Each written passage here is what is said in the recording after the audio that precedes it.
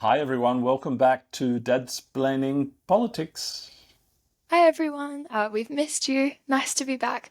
Today we're going to talk a bit more about the Trump tariffs, as we usually do at this point. It's like a regularly scheduled thing in our podcast at this time. And then we're also going to get into the Singapore elections, which are happening on the 3rd of May, I'm pretty sure, so in 2 days. And then we're going to get into Canadian elections and what just happened over the past few days, and then the Australian elections, which are happening this weekend. So a lot of stuff is happening in the world of politics and democracy. So let's get into A that. lot of elections going on around the world, Freddie. Yeah. I'm calling in from Singapore today, which is why we're going to talk about the Singapore elections. But let's begin Mhm. with tariff chaos. Goodness, it's hard to keep up with this, but the Trump is saying he's negotiating with China. China denies that. There's been some exceptions made by Trump for some of the car parts for the car industry because the challenge for the US car industry, most of the parts they use to produce the cars are imported as part of a global supply chain. Mm. So they're complaining. The stock market has recovered somewhat. It seems somewhat stable, but it's kind of a really uncertain time for investors. I feel like I feel like we're in the eye of the storm. It's kind of calm in the middle of a hurricane, but I think it's going to get rough again because I think Yeah. yeah, sorry, Freddie, I go. like that metaphor, but I would just say that I would compare it more to the calm before the storm rather than the eye of the storm. I don't think anything has happened yet. I don't even think that we've been through a bit of it. I think it's only going to get worse from here.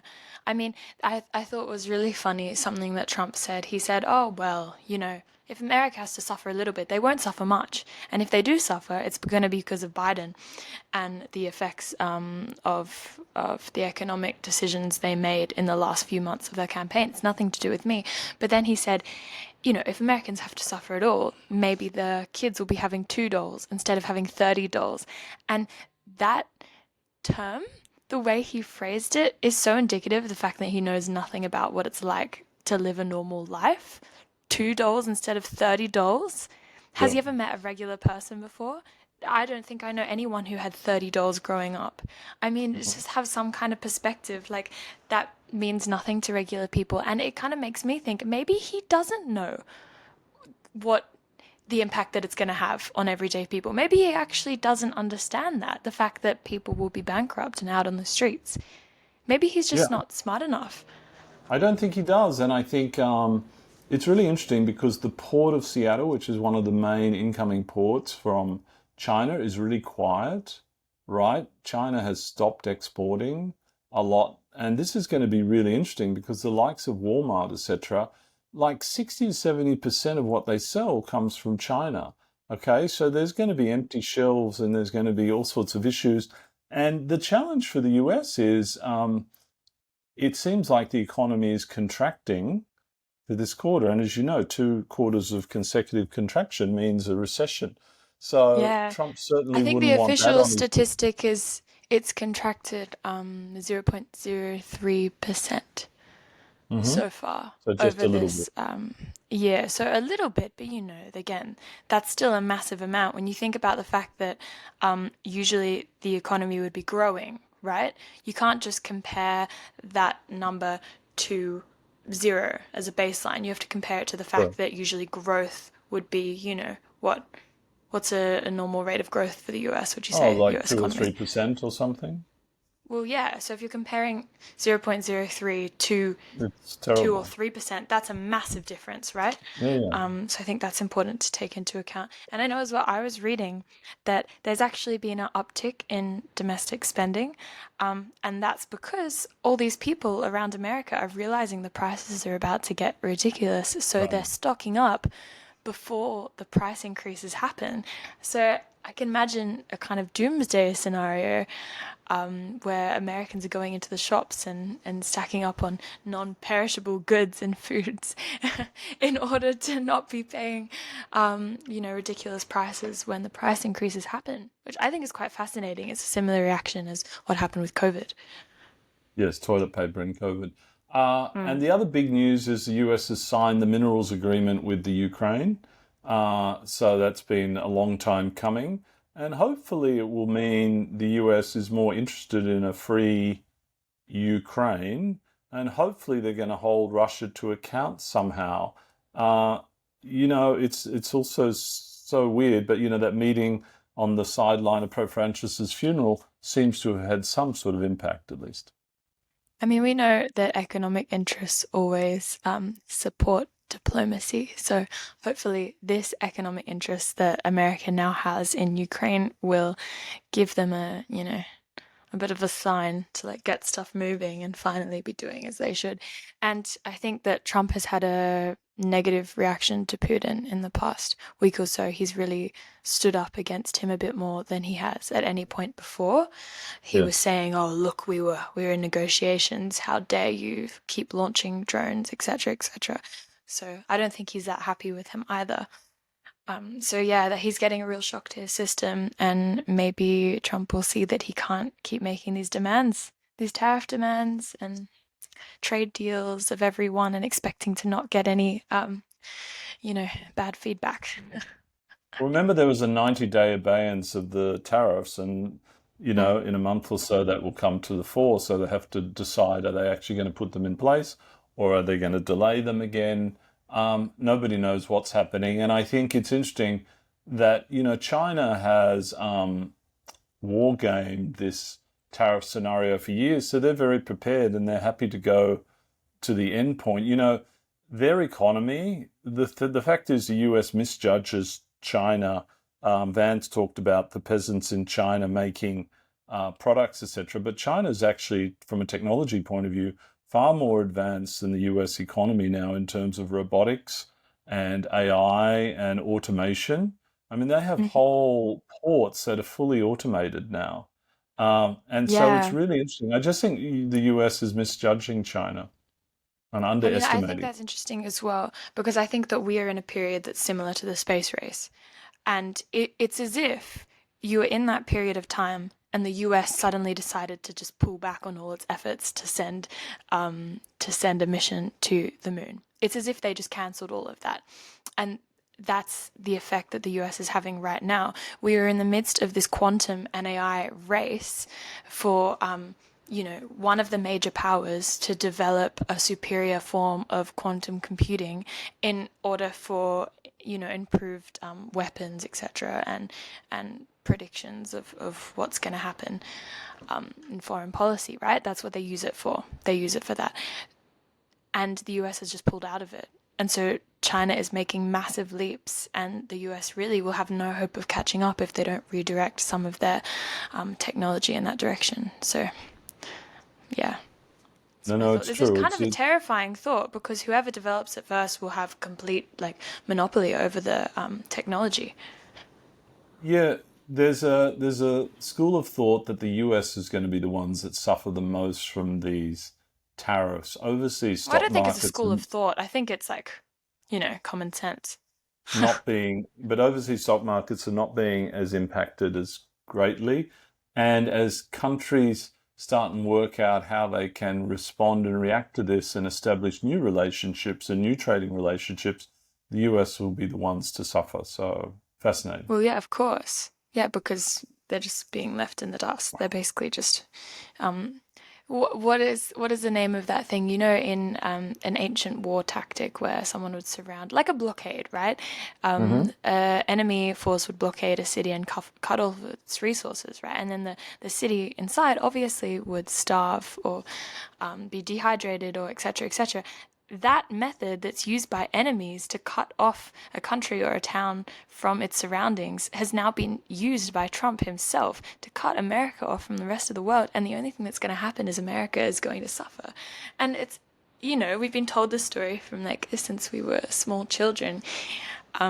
It's shocking that maybe he didn't get the same bedtime stories as we did, but Didn't get the you know, memo. he Shall we did move get them. on to Singapore? Yeah, let's do that. Do you want to start since Sure. you spent a So bit of time in Lawrence, Singapore and you're there right now? yes, yes, Lawrence Wong is the newly elected Prime Minister of Singapore. the first prime minister who's not a direct member of the Li family, right from Li Ka-shing, who was the founder of modern Singapore. So that's an interesting change. The PAP party, of which he is the leader, is the dominant party in Singapore. And For has those been for like 60 years or something like that. since independence, yes. Mm. And as you may or may not know, Singapore has some of the least corruption in the world of any government because government ministers are really well paid. They're often paid more than 1 million Singapore dollars. And, on many counts, the government is the most efficient and effective government in the world. So generally, the PAP is very popular in Singapore. But obviously, as you can see, my dad is a little biased on his interpretation of the Singapore government and the fact that he believes it to be a democracy, because a lot of people do not necessarily believe that. In fact, like its democratic rating. There's a group that does ratings. It's the Freedom Group. They do ratings of all the democracies in the world and different governments. Has rated it partly free. So the people who live in Singapore are partly free, according to them, because the PAP party, right, it has a monopoly on all the media in the country. It has massive financial resources which support that media and also like essentially buy off the country to keep voting for them. So there's not really an opportunity for any other party to gain seats.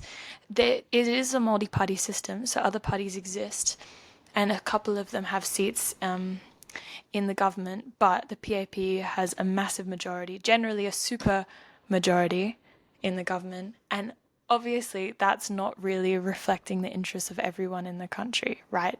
You can't have one party that's deciding everything and having no feedback from other minor parties and even minority groups. Who's going to speak for the minority groups if there's a major party in charge? But obviously they get a lot done. That's one good thing to be said about them. They do get a lot done. They do, and they're very benevolent government. You're right. They're sort of it's a Clayton's democracy in a sense because it's Mm.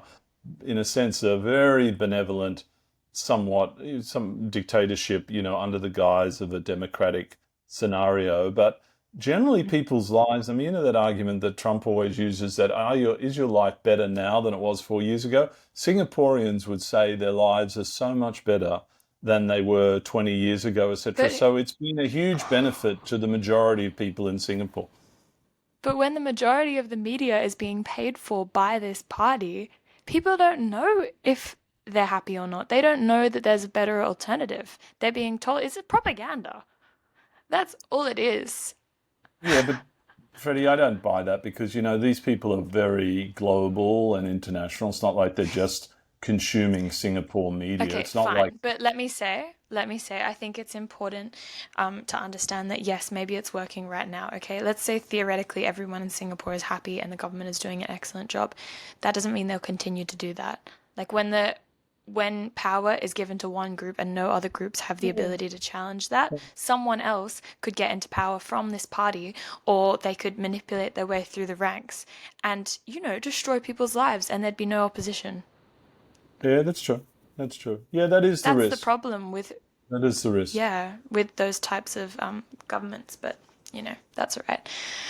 Singapore will be seeing the election in a few days, so we'll see what happens there. We can talk about it in the next I can predict what's podcast. going to happen. So. Yeah, it's probably going to be the exact same results as it has been every year. But look, I also read that because of the trade war, I guess we can call it that, Yep. right? The tariff war, Yes. Singaporeans have been very concerned about Trump Sure.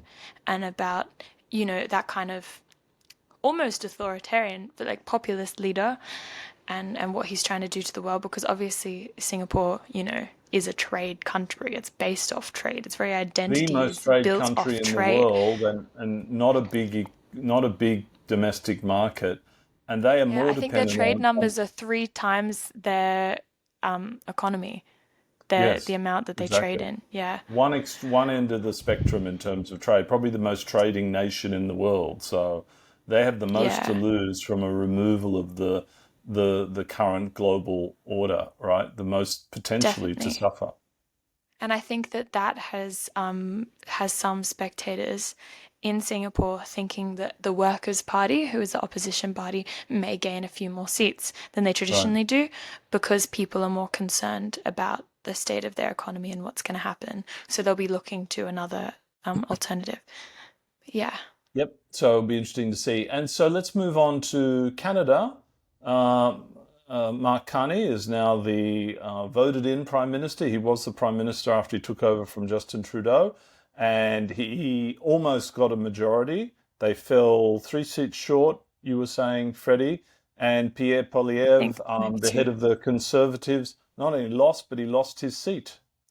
He'd had that seat for 20 years, and he lost that seat to a new Liberal candidate. So a pretty bad day for the Conservatives in Canada.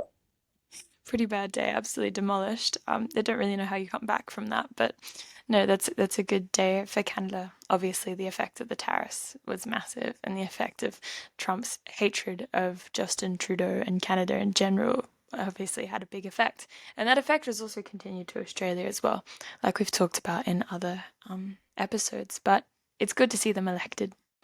I don't know about you, you're And a I big think, Carney fan, so well, I think he potentially can be a real world leader in terms of building a new global model, given his mm, experience to bypass the US and for middle-sized countries like Australia and Japan, Germany, EU, etc., South Korea, to build new trading arrangements, right? And I I don't know think he, about you as well. Oh, sorry, you go. You yeah, go. no, no, go ahead. No, I was just going to say, I don't know about you, but it seems that he's not afraid, as other world leaders seem a bit afraid. I think Albanese seems very afraid at times, but Carney isn't. He goes about saying what he needs to say, and that's why he won this election, right? Yeah. Because he was outright dismissive of Trump and everything he's been doing. Albo hasn't been like that. And You know, no, there's, you're right. And I think maybe Albo needs to learn from Carney. Should he win the election on Saturday, he needs to learn that. mm, Like I think the effectiveness of the Carney communication strategy as part of the election was brilliant, right? You know, these analogies, these ice hockey analogies, elbows up, Canada. Which is what happens in ice hockey to attack the other team and protect yourselves. yeah. This is really effective, these analogies I mean, he, it's a he call talks to about. arms for the whole country, right? Yeah, yeah, Yeah. really, really very effective. So, And and very I hear, patriotic as well. yeah, and I hear he's a tough character and he knows he's got such good connections around the world and he knows intimately the impacts of any trade policy or economic policy so much better than most world leaders around the world. He's not an experienced politician, but I think that's played to his advantage so far. I think so too. I think that's what makes maybe Albo so scared in some ways because Carney just he sees the what's happening, he sees how to fix it, and he just does it. He doesn't worry so much about how it's going to affect his political chances. He just does what needs to be done, and that's what everyone's really respecting because he's not a politician, so he has a bit more of that gravitas, I guess, that a Yeah. businessman would have. But yeah, that's been really interesting. And then I guess we have to talk about the Australian election. So obviously Yes. that's been Only on a our few minds hours a lot. away now. How many people have voted so far? Probably several million, right? I actually was looking at Pre-polling. that. 22% of the population has already voted. So 4 million people. That's the highest number of pre-polling voters, I think, in Australian history. It's the highest number. So that, that really says how much trust we have in our voting system and how its efficacy is really impressive Well, as well. why don't we change the system so that now once polls close, they should be able to come up with a prediction of who's going to win based on all the pre-polling. Why don't they count all those pre-polls? Because I think the way it works at the moment is everyone pre-poll votes and then voting live on the day, and then they start counting once everything is done.